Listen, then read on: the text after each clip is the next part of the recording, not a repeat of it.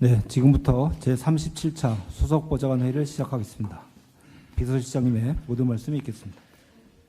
네, 지난 5월 5일 0시경 인적이 드문 보행로에서 귀가하던 10대 여학생이 일면식도 없는 20대 남성에게 살해되고 이를 제지하러 온 10대 남학생도 크게 다치는 사건이 발생했습니다. 너무나 안타까운 일입니다. 고인이 된 피해 학생의 명복을 빕니다.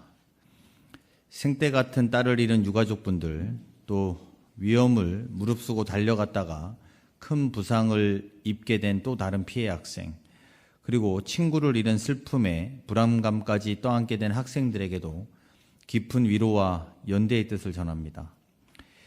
해당 지역 고등학생들을 중심으로 가해자 엄벌을 촉구하는 성명서가 잇따라 발표되고 있습니다. 학생들은 그가 앗아간 것은 한 명의 목숨이 아니라 누군가의 찬란했던 미래 전부이기에 우리 사회가 결코 가볍게 여겨서는 안 된다고 요구하고 있습니다. 경청통합수석께서는 피해 학생의 유가족과 부상을 입은 학생의 가족들을 직접 만나 정부 차원의 위로를 전하는 한편 필요한 조치가 신속하게 이루어지도록 각별하게 챙겨주시기 바랍니다.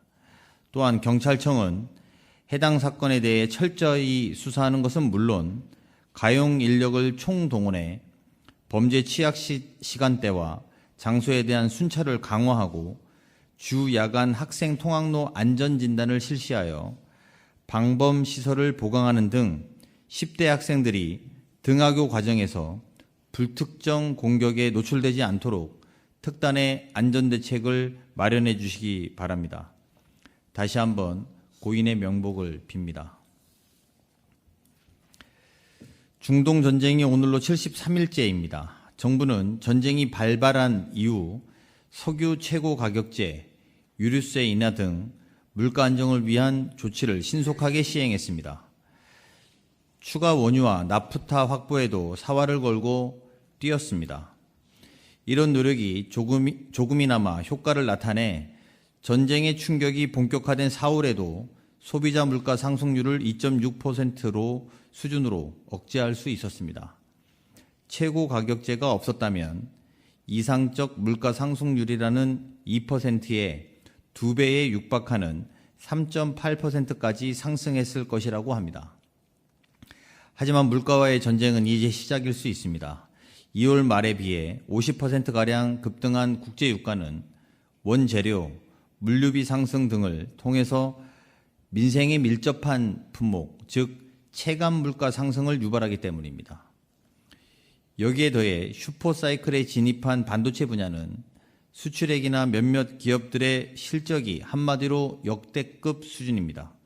다만 이런 깜짝 실적과는 무관한 대다수 서민과 취약계층에는 소외감을 더해서 다가올 체감 물가의 상승이 더욱 뼈아플 수 있다고 판단하고 있습니다.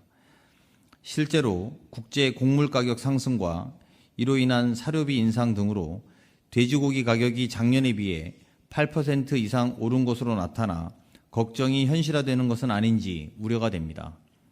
오늘 수석보좌관 회의에서는 가공식품, 생필품 등 체감 물가 안정화 방안에 대해서 집중적으로 논의하고자 합니다.